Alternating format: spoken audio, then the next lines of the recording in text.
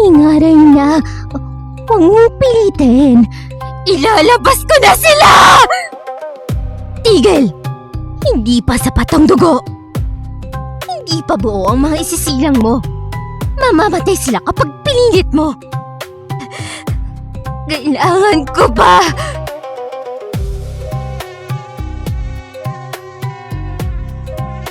Reyna, may dala akong supply. Mabuti dumating ka.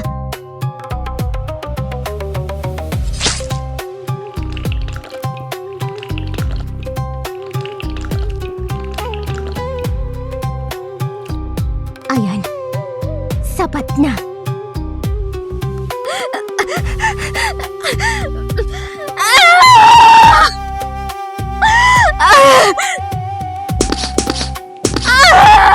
Ayan, ituloy mo lang. Nakamahal ni Reyna. Ganyan, ganyan. Mabuti. Buhay. Mga anak ko, magsilbi kayo sa Reyna. Lagyan niyo sa akin ng pagkain.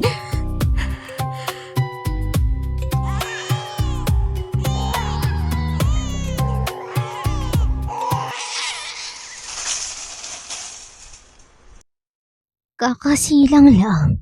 Mga mahihina pa. Akin na. Bubuuin natin sila. Palalakihin natin sila. Kaya hindi sila sapat laban sa mga aswang hunter. Hindi naman sila ginawa para doon. Tumingin kayo sa inyong mga sarili. Kayo, bunga ng ating bagong panahon. Pinalaki kayo upang maging sandata ng ating reyna. Ang inyong tungkulin ay simple. Manghuli, magdala ng pagkain para sa reyna. Ngunit, kung may isa sa inyo ang makuha ng mutya, hindi na siya magiging ordinaryong manggagawa. Magkakaroon siya ng bagong ranggo at kapangyarihan. Ngayon, lumabas kayo! Pakainin ninyo ang ating reyna. Mananaig ang ating lahi. Tayo ang mumuno. Hawak natin ang kapangyarihan. Hawak natin ang beat. Hawak natin ang gabi! Kababalaghan.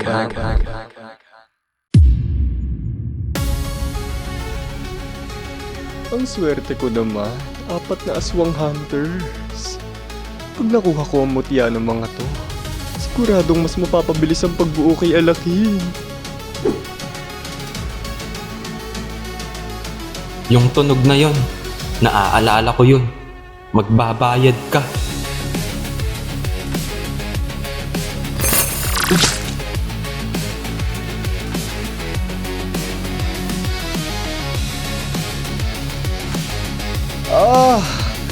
Buwisit ka.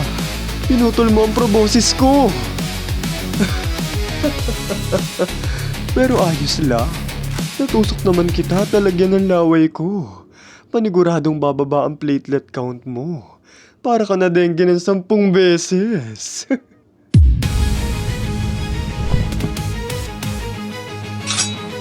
Dory!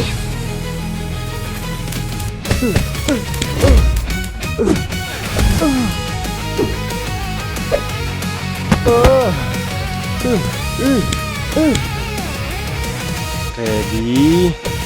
Aim! Secret! Mosquito Swarm. Ang daming lamok!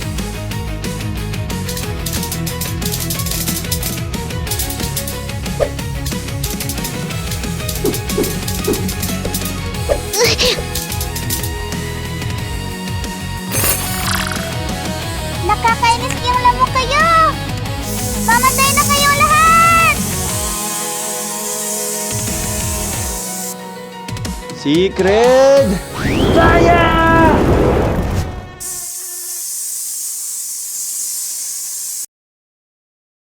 Buti na lang may dala ako laging baygok. Lamok, paniguradong tipok. Si Dory! Nasaan si Dory? Nawawala siya! Kinuha siya ng lamok. Kaasar, ginamit niya lang palang pandigo yung mga lamok. Masyado ko kayong minaliit. Sinubukan ko lang kung kaya kong tapusin kayong apat. Pero at least, hindi ako olats. Meron akong isang nakuha. Naaalala mo ba? Ang tatay ko, Hindi. sinipsip mo ang dugo niya hanggang sa mamatay siya. Marami na akong nainom. Dapat ko ba siyang maalala? Eh yung batang anak na nakasama niya, naalala mo ba? Hindi ko lahat alam yung pinagsasasabi mo. Himalang nakakapagsalita ka pa. Akin ang mutya mo. Eto. Ngayon, katapusan mo na. Teka, para makaganti man lang ako sa ginawa mong pagputol ng proboses ko. Hindi na lang kita tatapusin. Hahayaan na lang kita unting-unting mamatay para mas maramdaman mo ang papaano mamilipit sa sakit. Sayang naman, hindi mo na masasaksihan ang pagkabuhay ng hari. Anong hari? Si Alaki, ang hari ng mga alakdan.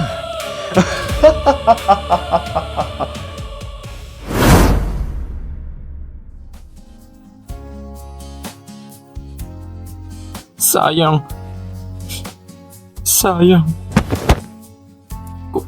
Kung kailan nasa harapan ko na. Hindi ko pa nakuha ang katarungan. Walang kwenta ko talaga. Yeah. Dory! Dory! Dory, gising! Dory! Gumising ka! Pakiusap! Dory!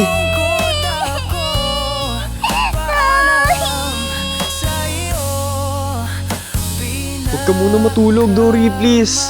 Dadaling ka pa namin sa ospital.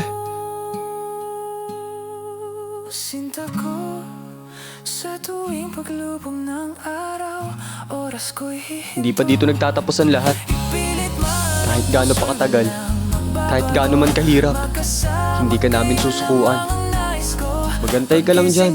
Magigising ka rin namin. puso ko'y di makapaghintay, makita kang muli. Ihatid ka ngunit mata ko'y lumuluha sa paglubog ng araw, nais makita iyong mga ngiti.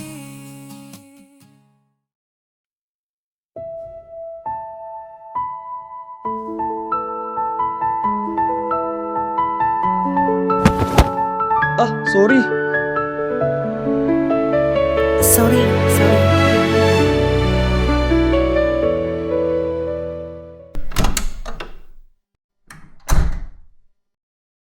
Kamusta na si Dory? Bumili nga pala ako ng Jollibee sa baba. Kuha na lang kayo. Buti naman at stable na si Dory. At least, dalawa na silang safe. Yung isa nating tropa. Nasa bakuran ko muna. Nilagyan ko ng proteksyon ng paligid. Hanggat hindi pa natin nahanap ang ibong Adarna, doon muna siya mananatili. Himala talaga. Akala ko talagang patay na siya. Kahit ako, nakita ko yung tusok sa batok niya. Hindi himala. Dapat patay na siya. Ha? Seryoso ako. Ang kagat ng aswang na lamok na yon ay napakadelikado. Mabilis itong winawasak ang dugo ng biktima. Bakit buhay pa siya? Iyon ang tanong. Kasi hindi ito ang unang beses. Anong ibig mong sabihin? Noong bata ako, natusok niya na ako.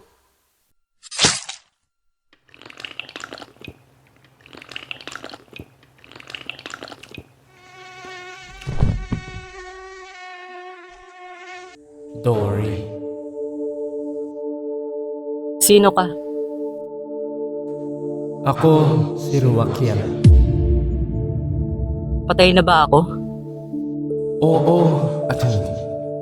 Kung tutuloy ka na sa ganitong pinto, matatapos na ang kwento mo sa mundo.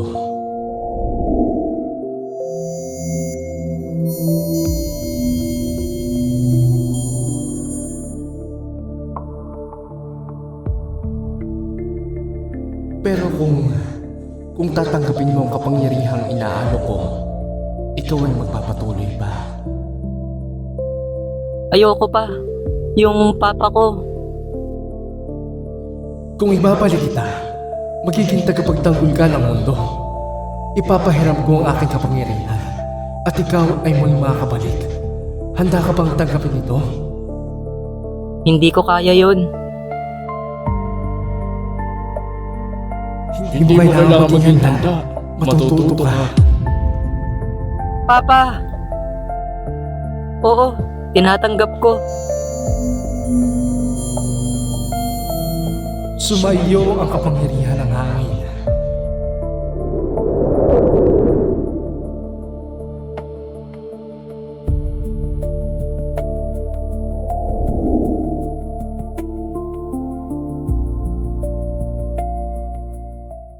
Ano? Yung tatay mo? Oo, pareho kaming namatay noon. Tatay ko at ako. Teka, kung namatay ka noon, At nabuhay ka ngayon. Ibig ibig sabihin, sabihin, isa ka ring Bertudes katulad namin ni Toto. Oo, Hindi lang yon. Napansin niyo ba? Ano? Dapat ilang minuto pa lang. Pagkatapos ng tusukin ay bumagsak na ang platelet count niya. pero nagawa pa niyang lumaban. Eksakto. sa tingin ko alam ko kung bakit. Bakit? Kasi puwet mo may racket. Baka nagkaroon na ng resistensya ang katawan ko sa lason niya dahil dati niya na akong natusok. Posible. Ang katawan ng tao ay kaya mag-develop ng immunity laban sa ilang uri ng sakit o toxin. Parang bakuna. Sa madaling salita, oo. Maraming beses na akong nakagat ng ordinaryong lamok noong bata ako pagkatapos ng nangyari. Pero wala nang epekto ang dengue sa akin. Hindi na ako tinatabla ng dengue. Seryoso? Kaya pala nakakapagsalita ka pa kanina. Hindi ibig sabihin nun na walang epekto. Ramdam ko pa rin. Pero hindi na ako agad mamamatay katulad ng inaasahan niya. Sandali. Yung mutya ng pangwis mo? Yung mutya na ninaka nila mo? May dala ako para kay Alaking. Isang mutya. Ilalagay ko na to sa mutya crusher. Magkakaroon na naman ng bagong development si Alaking.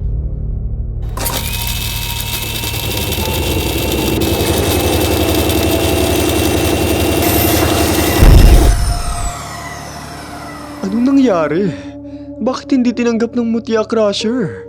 Peke ang mutyang dinala mo. Buiset, kailangan ko patuloy ayusin itong mutya crusher. Hayop. Naisahan ako ng isang yun. Ah, peke yun. Akala niya nakuha niya na ang mutya ko. Pero nagkamali siya. Teka. Oo, dahil kailanman hindi nila kayang nakawin ang mutya ko. Dahil tulad nyo, ako mismo ang vessel ng mutya. Kung ganun, bakit hindi mo sinabi sa amin agad dati? Dahil hindi ako sigurado. Sigurado saan? Kung may iba pang katulad ko, matagal ko kayong hinanap.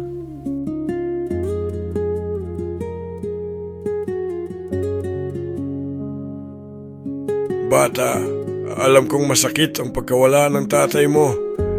Pero huwag kang mag-alala. Ako ang magtuturo sa'yo. Tutulungan at gagabayan kita. At pagdating ng panahon, matututunan mo rin kung paano harapin at pumatay ng mga aswang. Matagal akong naghanap ng mga taong may kapareho kong kapangyarihan. Mga taong namatay at binigyan ng pangalawang buhay. Pero wala akong makita. Hanggang nung labanan natin ang sirena. Nung nag-fuse sa mga powers natin. Oo, doon ako nagsimulang maghinala. Pero hindi pa rin ako sigurado, kaya hindi mo na ako nagsalita. Tama si Dory. Ang mga mutya ng anghel ay may kakayahang mag-resonate sa isa't isa. Kaya pala, Dahil pare-pareho kayong bertudes. Kaya pala nung laban na yun, parang mas lumakas tayo.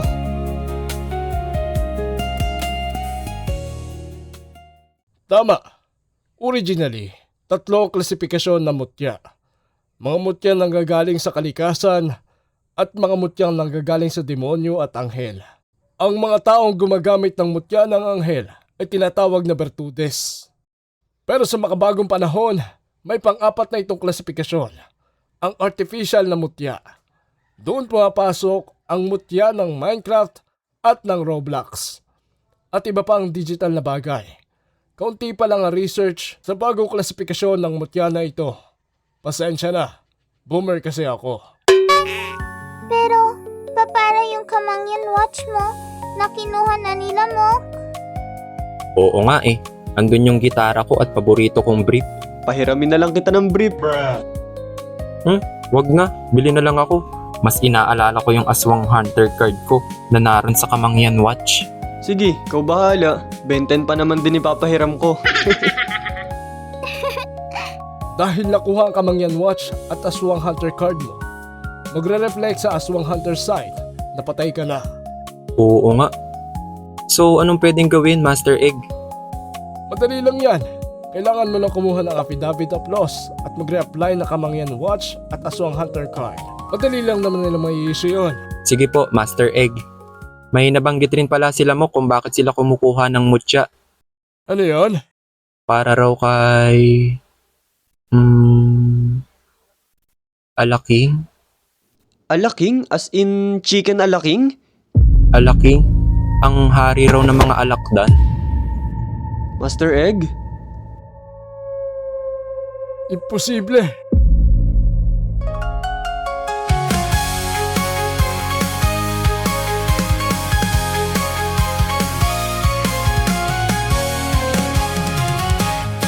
Sa dilim tayo nagsimula, mga sugat ay hindi na bago. Sa mundong puno ng halimaw, tayo ang apoy na lalaban.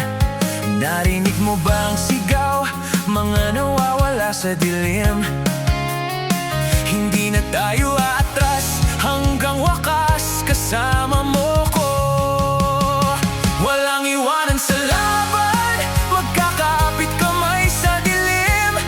Kahit anong anyo ng takot, hindi tayo uurong pa. Ang kapalaran ay hawak ng mga hindi sumusuko. Isigaw mo kasama ko, we will win.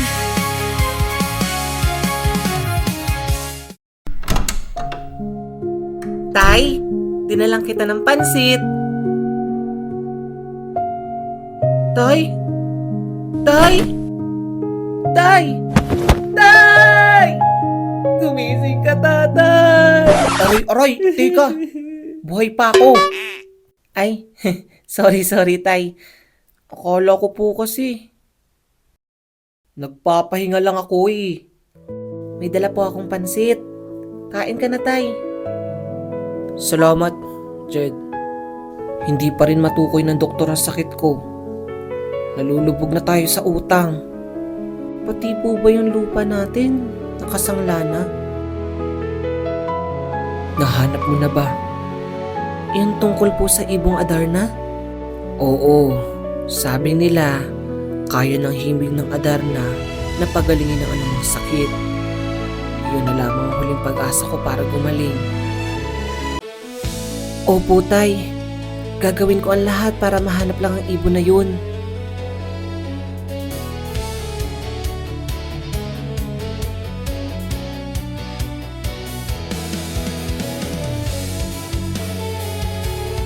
Kahit nasan ka man, hahanapin kita. Para sa tatay ko. Ibong Adarna, kung kaya mo akong ibalik sa dati, hahanapin kita. Sure ka bang nandito si Akira? Hindi. Bakit tayo nandito? Instinct.